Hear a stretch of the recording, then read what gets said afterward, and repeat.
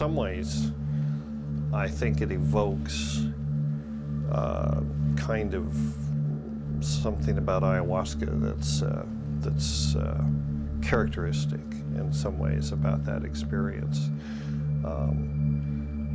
At least it impressed me at the time. It happened in 1985 when I was down in Peru with Eduardo Luna, and we had just met, or I had known Pablo Amaringo, the painter, before that, but I had just introduced Eduardo to him a few days before, and we had suggested to Pablo, it had never occurred to him before, but we had suggested to him that he should think about painting his visions. And it never really had occurred to him. He had been a painter, but his paintings were not that interesting in landscapes and that sort of thing. So it was on that occasion that he produced those first two paintings that are up on the wall there. And so we, Eduardo and I, had gone to take ayahuasca with a shaman in Pucallpa, who was the first one that I really connected with down there. I did a lot of my graduate work with this shaman named Don Fidel. And we had gone with Don Fidel and over to the home of his uncle, Don Jose, who was also an ayahuasquero, and we'd gone over there to do a ceremony in Don Jose's place, which was some distance from where Don Fidel lived, and it was a mud hut. It was a stone building, and so we took the ayahuasca and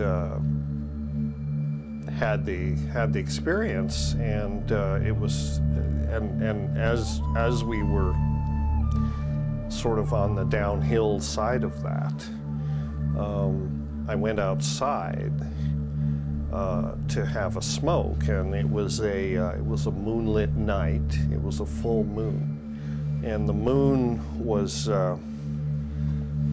shining through the trees, the branches of this tree, and casting a shadow on the wall.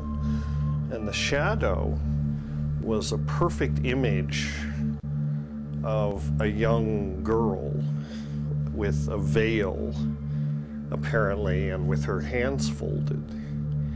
And it was quite striking, this image. And I was so striking, in fact, I was out there by myself. It was so striking that I went inside and told Eduardo, you know, I must be really stoned or something, because you got to see this, you know. And he came out and looked at it and agreed that it was quite an amazing, you know, shadow image. And so, you know, we didn't really think too much about it after that. And then the next morning, we went home. Eventually we got some sleep. The next morning we got up and we went over to Pablo's house. And Pablo said, well, Francisco, who was his cousin, Francisco's daughter, died last night.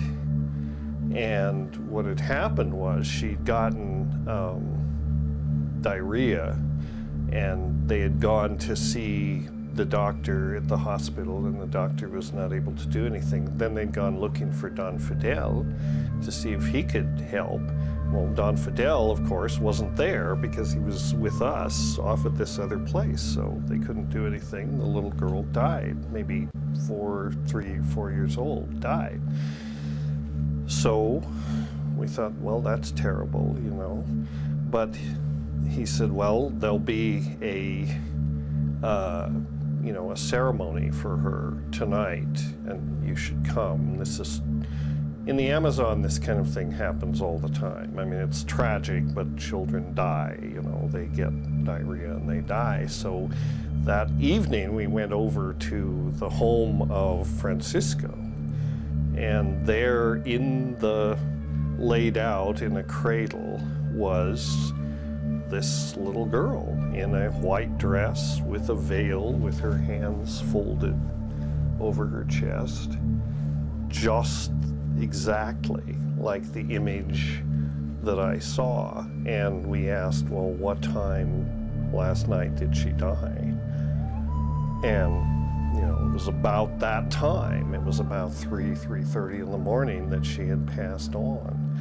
So, you know, I don't draw too many, I mean, what can you say about something like that? But that is, you know, some illustration kind of the magical world that these people live in, and how, you know, this kind of leaks into reality.